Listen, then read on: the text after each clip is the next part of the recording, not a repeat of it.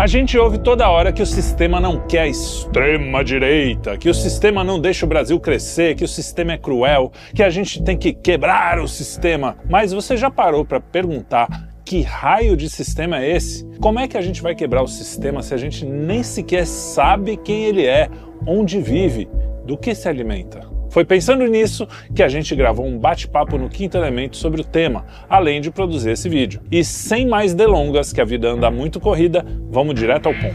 Numa definição mais genérica, sistema é um conjunto de partes que atuam para alcançar um determinado resultado.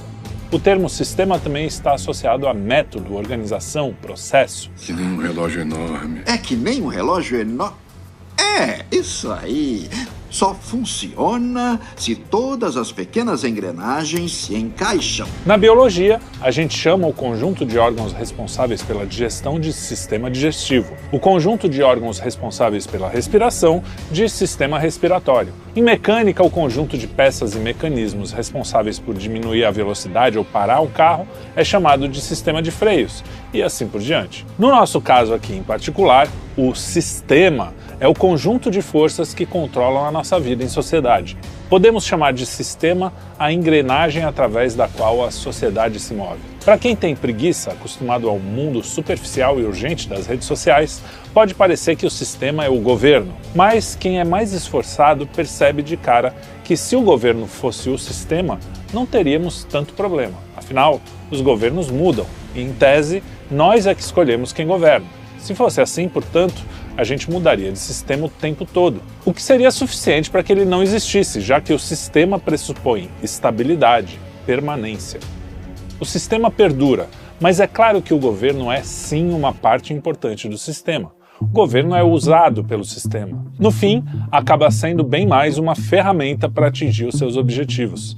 E se o sistema tem objetivos, a gente está falando de inteligência. Quando a gente se refere ao sistema, portanto, a gente mira fundamentalmente em quem está por trás dele, quem controla o sistema.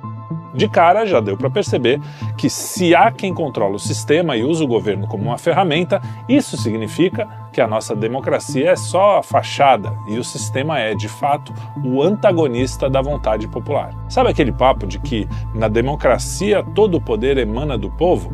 Pois é, esquece. Todo o poder emana do sistema. O sistema é o verdadeiro golpe na democracia. Mas vamos dar um passo atrás, porque para saber quem manda no sistema, é preciso entender como ele funciona, ou pelo menos aprender a perceber quando ele aparece. Vamos começar com um exemplo concreto. Já faz muito tempo que a gente ouve falar da Ferrogrão, por exemplo, um projeto de ferrovia de 933 quilômetros que visa conectar Sinop, no Mato Grosso, ao terminal fluvial de Miritituba, no Pará, utilizando a rota do Arco Norte para escoar grãos produzidos no Centro-Oeste para portos do Atlântico. Sempre que se tenta tirar esse projeto do chão, uma cadeia de agentes entra em ação para impedir o seu avanço. ONGs, ambientalistas, advogados, burocratas, diabos de todos os tipos saem do fundo das entranhas do país para barrar qualquer iniciativa. Não adianta um candidato a presidente prometer que vai terminar a Ferrogrão e ser eleito com esse discurso. A vontade popular vai ser anulada se o sistema quiser. Agora, para pensar. Por que a Ferrogrão não sai do papel? A gente pode especular à vontade aqui. Perguntar não ofende, né? Talvez seja porque quem está no comando do sistema ainda não possa lucrar com ela. Isso acontece o tempo todo. Vocês lembram que a exploração de petróleo na Foz do Amazonas era um tabu? Sempre que se tocava no assunto, um cardume de ONGs e ambientalistas gritavam que o fim do mundo ia chegar. Ai, por Gaia, vamos todos morrer! O Brasil não precisa explorar essa riqueza de jeito nenhum. Eis que, de repente, Lula entra no embate contradizendo até Marina Silva e amansa todo mundo. Na manhã de 17 de junho de 2025, a Agência Nacional de Petróleo leiloou 19 blocos para exploração de petróleo na foz do rio Amazonas, área sensível na costa do Amapá. E quase nenhuma ONG ambientalista protestou. Se houve algum protesto, não teve cobertura da mídia. Por que será? Acontece que os mais de 16 mil quilômetros quadrados foram divididos entre Chevron, ExxonMobil, CNPC e Petrobras. A Petrobras não podia explorar o petróleo ali exclusivamente porque o planeta estava em risco, mas foi só fatiar com os gigantes internacionais do setor e pronto, acabou o fim do mundo. O sistema é formado por grupos que sequestram as instituições em nome de interesses privados, e esses interesses são, sobretudo, econômicos. Através desse exemplo da Foz do Amazonas, a gente percebe que o sistema é maior do que a gente imagina. Não por acaso, outro nome usado para se referir ao sistema é establishment. Quem definiu bem o termo foi o professor Inderjit Parmar. Para Parmar, o establishment americano, por exemplo, é formado por uma teia de foundations, fundos filantrópicos como Ford, Rockefeller e Carnegie, think tanks, universidades, corporações, mídia e governo, todos trabalhando juntos, ainda que com interesses distintos, para produzir consensos que orientam a política externa. O foco do professor está em explicar como essas elites legitimam intervenções, guerras, agendas econômicas e modelos de governança. Inspirando-se em Antônio Gramsci, Parmar analisa o establishment como um aparelho da hegemonia. Esse establishment, ele não impõe políticas apenas pela força, mas pelo convencimento. Cria narrativas, pesquisas, bolsas de estudo, conferências e relatórios que moldam a opinião pública e influenciam elites políticas. Assim, políticas como o liberalismo internacional ou a redução nas emissões de CO2, por exemplo, se tornam não somente aceitáveis, como naturais ou inevitáveis. O establishment, ou o sistema, através de pressão econômica, aparelhamento das instituições governamentais, das agências de Estado e de autarquias, e com o apoio da mídia na criação de narrativas, consegue impor uma organização da sociedade que possibilite a permanência dos grupos dominantes no poder indefinidamente. O sistema funciona de maneira a se perpetuar. É o Deep State, outro nome em inglês que significa Estado profundo. Aquele Estado administrativamente falando que não pode ser substituído através de eleições. Entra governo, sai governo e temos as mesmas figuras no comando. Para dar mais um exemplo dos Estados Unidos, onde essa prática já foi mais estudada, durante a Guerra Fria, famílias políticas como os Dulles, Kissinger, Brzezinski ou os Bundy estiveram presentes em diferentes administrações. No século XXI, vemos figuras como Robert Rubin, Larry Summers e Timothy Geithner no campo econômico, ou Dick Cheney, Robert Gates, Condoleezza Rice, Hillary Clinton no campo da segurança, todos eles retornando em diferentes papéis e governos. Algumas figuras sempre estão presentes, não importa se o governo é de esquerda ou de direita, liberal, democrata, republicano. Esse entra e sai de figurinhas carimbadas ganhou o nome de Revolving Door, ou porta giratória.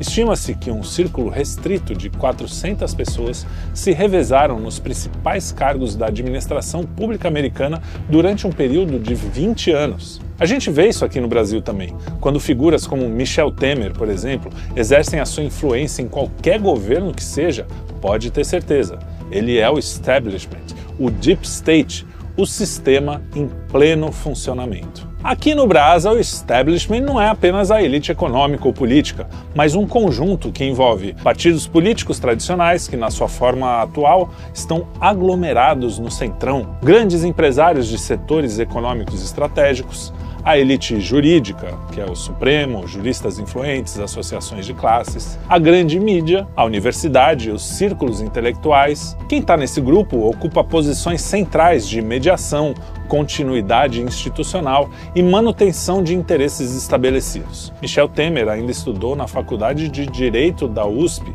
no Largo São Francisco, onde nasceu a Bucha, uma sociedade secreta que ajudou a formar o establishment brasileiro. Ainda vamos falar dela aqui no canal, pode ficar tranquilo. A gente vê empresários como os irmãos Batistas, donos da JBS, ou ainda André Esteves, dono do BTG Pactual, em relações pra lá de grudentas com o poder público, não importa qual seja o governo de turno. O sistema financeiro, um sistema à parte que também atua para se retroalimentar, integra o grande sistema. Vemos figuras como Armínio Fraga, Henrique Meirelles, entre outros, sempre ali no banco, aquecidos, prontos para entrar em campo a qualquer momento.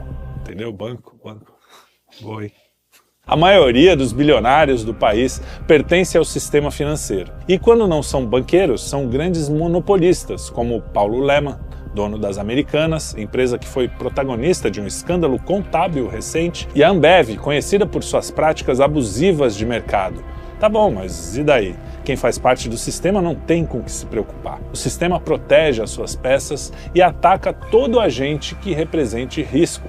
Por isso, Bolsonaro é o político mais odiado do país. Bolsonaro ousou tentar levar adiante pautas que interessam à população e não ao sistema. Isso só foi possível porque, diferentemente do Lula, Bolsonaro se elegeu praticamente sozinho. Ele não recorreu ao sistema para ocupar a cadeira presidencial. Lula, ao contrário, para ser presidente, precisou fazer acordo com as elites políticas e econômicas do país. E, quando eleito, fez o que o sistema sabe fazer, elevado à 10ª potência, né? Tivemos mensalão, petrolão, 1001 esquemas de corrupção com a participação de empresários, políticos e burocratas, mas não só. Sindicatos, universidades, entidades de todo tipo da tal sociedade civil organizada, movimentos sociais, ONGs, todas essas células foram aparelhadas e acomodadas na administração pública. O PT passou a representar um risco para o sistema, não porque o enfrentou, mas porque o contaminava, o que provocou um terremoto. Até a Operação Lava Jato só aconteceu também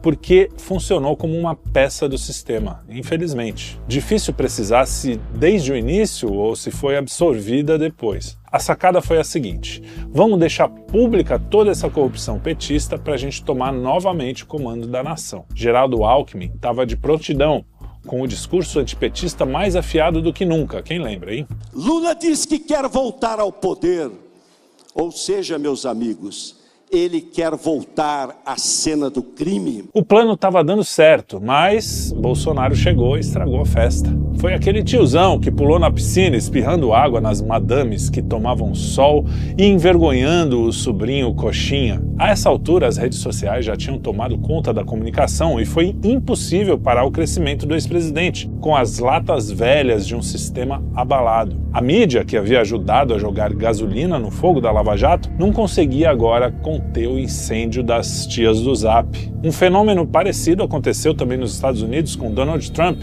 que foi eleito com pautas antissistema quando ninguém achava que ele pudesse vencer assim. Mas o sistema sempre dá o seu jeito, né? A pandemia de coronavírus, a mais esquisita da história, serviu como um freio de arrumação do Deep State. Ainda bem que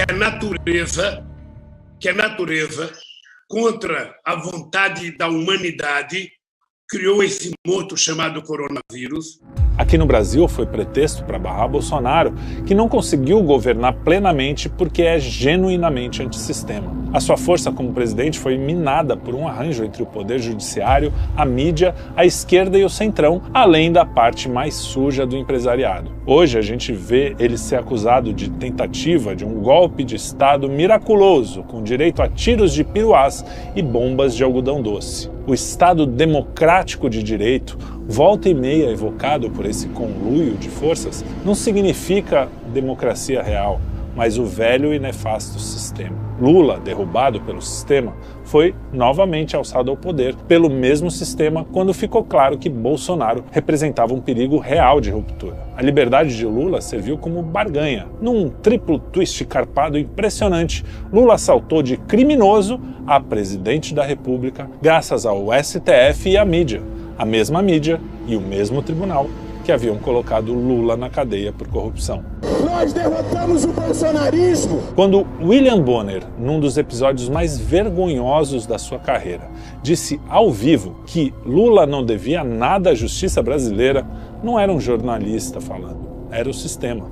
O senhor não deve nada à justiça. Quase todas as crises políticas que surgem são provocadas pelo sistema. Provocar uma crise é criar oportunidade para frear algum inconveniente, cravar mais alguns tentáculos. A tal da polarização, por exemplo, usada agora para que o centrão consiga mitigar o avanço dos conservadores, é só mais um artifício do sistema. Não necessariamente o sistema age de maneira organizada. Hoje vemos figuras como Ciro Nogueira, todo estabanado, ansioso para enterrar de vez Bolsonaro, mas que já fez parte do governo Bolsonaro, para você ver como o sistema quer entrar em qualquer governo, até nos governos antissistema. E agora volta tentando enterrar o Bolsonaro Bolsonaro, se colocando como vice do Tarcísio, para ganhar um assento na janelinha do sistema novamente. Isso mostra um desespero raramente visto entre os soldados do establishment. O momento é realmente sensível e diferente. Elites financeiras, econômicas, políticas, o judiciário, a mídia, todos estão empenhados em fazer vingar a narrativa do ataque à soberania do país. Isso porque o sistema sofre mais um revés com a atuação de Donald Trump, que está conseguindo minar o establishment mundial com o poder que a maior potência do mundo lhe confere enquanto presidente. Quando desmontou a USAID, o complexo de financiamento das pautas progressistas pelo mundo, Trump atingiu em cheio o Brasil. Diversas ONGs eram financiadas pela USAID, por exemplo, em vários países do globo. O sistema está sendo ameaçado tanto pela onda conservadora e nacionalista que vem crescendo, quanto pelo estancamento das fontes de financiamento. E esse fenômeno não é exclusividade tupiniquim. Por isso a gente pode olhar o que está acontecendo no mundo e perceber os reflexos aqui no Brasil. Uma coisa é certa, o sistema apanha, mas revida. Todos aqueles que representam um risco ao sistema são e continuarão sendo tratados como fascistas, inimigos da democracia, ditadores, autoritários. Enquanto ainda tiver alguma força, o sistema não vai se furtar de usá-la contra os seus inimigos. A esperança é que essa bagunça que se transformou o mundo mascare um desespero que toma conta das elites globais, os tais globalistas. Toda a agitação, o barulho político, as guerras, os assassinatos, o pânico generalizado, tudo isso pode ser um efeito da implosão do sistema. Mas a desconfiança é que também pode ser só o Deep State se reestruturando. E é por isso que a gente tem que tomar cuidado, porque não é qualquer antipetista aí que vai dizer qualquer coisa contra um candidato ou outro que é antissistema. Às vezes o cara só é parte do sistema, daquela coisa das tesouras, vocês já devem ter ouvido falar, né? E você, o que acha? É o sistema se reestruturando ou é o fim do sistema? Deixe o seu comentário e não perca o programa do Quinto Elemento que está lá na playlist, onde a gente fala sobre o sistema. Você também pode clicar aqui no vídeo que está aparecendo na tela, que você chega lá. Um abraço e até a próxima.